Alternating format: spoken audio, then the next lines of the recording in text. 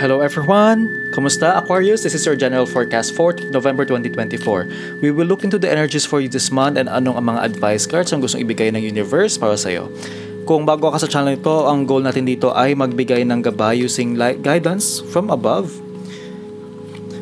na from source para may positive energies ang lahat. So Aquarius, let's start your reading. Aquarius, okay, you have the Page of Pentacles in the past, and this is telling me na yung pag-handle mo ng pera mo and ng oras mo, they can be improved, no? Parang there are so many things that you can still learn to help yourself be a better person, be a better money pag-handle ng pera mo. There are things na pwede mo pang matutunan, but you're doing okay. I mean, hindi ka naman yung sobrang pariwara, no? But there are many things that you can learn. Okay, Aquarius, for November 2024, you have the energy of the King of Cups. You may be feeling like right now, baka medyo hindi ka ganun ka, napapansin mo sa sarili mo na hindi mo masyadong nakokontrol ang emotions mo, or there are things that maybe you have said in the past na parang naiisip mo tuloy, bakit parang parang nagiging emotional, no? So parang there are things na parang hindi ka ganun ka-happy. Siguro may kinalaman na din to sa pera, no? Na parang sometimes naiinis ka sa sarili mo, or there are things na nag-influence sa'yo to feel that way. In November 2024, Aquarius, hindi mo masyadong there's a chance for you na hindi mo nakikita yung pwede mo pang gawin, yung mga desisyon. Baka masyado kang hasty or nagdedesisyon ka ng biglaan na hindi ka nakakapag-isip masyado, hindi ka nakapagplano, hindi mo masyadong inaalam kung ano yung mga nangyayari or dapat gawin bago ka magdesisyon. So may mga dito, may mga situations na baka hindi mo nagmamadali ka na lang, ganyan. So there are things na may mga ganitong cards, no? So ano yung magiging, parang hindi siya ganun ka-protective for yourself. So ano yung advice sa inyo para maprotektahan mo ang sarili mo? You need to be the Chariot. Aquarius, you need to be the Chariot. You need to be moving forward. Kung saan ka papunta, ang lahat ng gagawin mo is dapat, kung ano yung, alam mo yung makakabuti para sa'yo, doon ka magfo-focus and doon yung punta mo.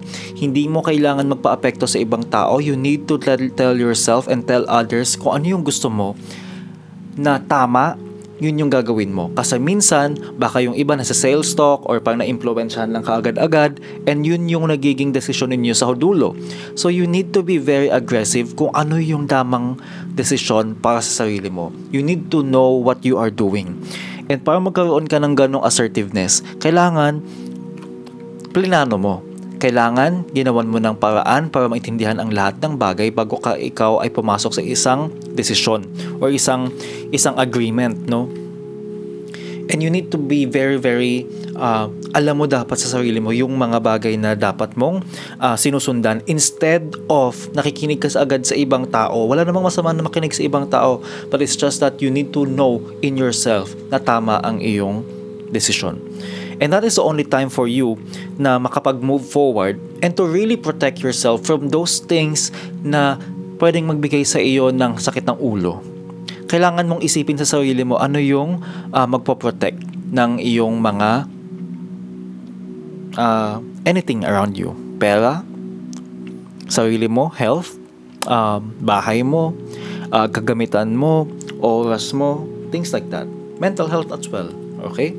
So, kuha tayo ng advice cards. If you resonate with this reading, please let me know by liking this video or commenting down below. Subscribe to Holo Juan to share this channel with others. And yun lang po yung small gesture to masuportahan ang channel na ito. Okay? Let go of guilt.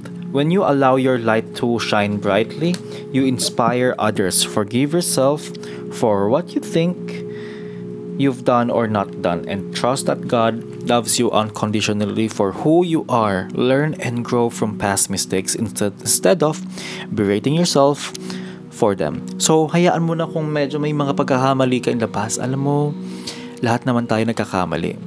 And kailangan mong tandaan na mahal ka ng Diyos. Kaya hindi mo kailangan parusahan ang sarili mo. Okay? Next is abundance mindset. If you think of your abundance as something that happens in the future, then it will always be one day away from you. See, feel, think, and speak of abundance as something that already have in the present moment, and that is what you will experience. So, kailangan isipin mo ngayon, mayaman na ako ngayon. Parang kailangan mong sabihin sa sarili mo na, yes, kaya ko na tong gawin. Yes, mayaman ako. Yes, may ganito ako. You need to be thinking na ganon. Hindi yung, pagka yumaman ako, ganon na. Hindi pwedeng ganon, okay? White, source, divinity, enlightenment. Lahat naman ng mga nangyayari sa'yo, ibibigay yan ng Diyos. Dahil yun yung magbibigay sa'yo ng lakas ng loob, tiwala, ganyan. So, trust na, I'll just know na parang nagkakaroon ka ng tulong sa iyong pinagdadaanan. Okay? Confidence. Divine confidence is completely different from the bravado or the ego. You make space for something larger to take hold.